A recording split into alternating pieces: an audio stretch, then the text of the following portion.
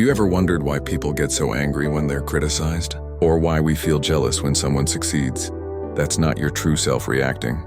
That's your ego. The ego is the story you tell yourself about who you are. It's that voice in your head saying, I'm special, I'm right, I need to be respected. It's the invisible mask we all wear, built from our achievements, opinions, and the way we want others to see us. But here's the problem. The ego doesn't want peace, it wants power. It constantly compares, competes, and complains. It thrives on being better than others, and it's terrified of being wrong. You see, the ego was born as a defense mechanism to protect our identity. But over time, we start believing that the ego is who we are. We say things like, I am my success, I am my status, I am my opinions, but none of that is true. Who are you if you lose your job? Who are you if people stop praising you? Who are you without your possessions, your titles, or your followers? Most people can't answer that, and that's exactly why the ego is dangerous. It keeps you trapped in a cycle of wanting more. More validation, more recognition, more control. But no matter how much you get, it's never enough. Because the ego feeds on insecurity. The moment you feel content, it starts whispering, what if they forget you? What if you're not good enough? And you start chasing again. This is how the ego destroys you quietly.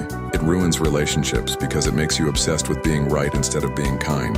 It blocks your growth because it hates being wrong. And it steals your peace because it always needs to prove something.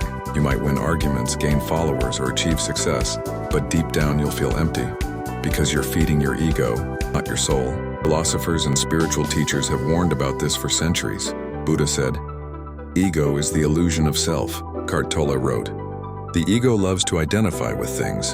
The more you have, the more you think you are. And the Stoics believe that humility is the path to wisdom, because when the ego disappears, truth finally appears. So, how do you break free from it? The answer isn't to kill your ego, you can't. It's to see it clearly. The next time you feel angry, jealous, or defensive, then pause. Ask yourself, is this really me? Or is this my ego reacting? That simple awareness is the beginning of freedom.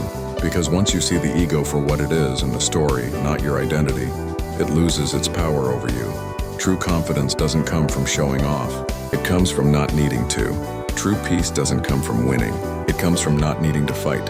When you stop chasing validation, you start living in truth. And when the ego falls silent, that's when your real self begins to speak.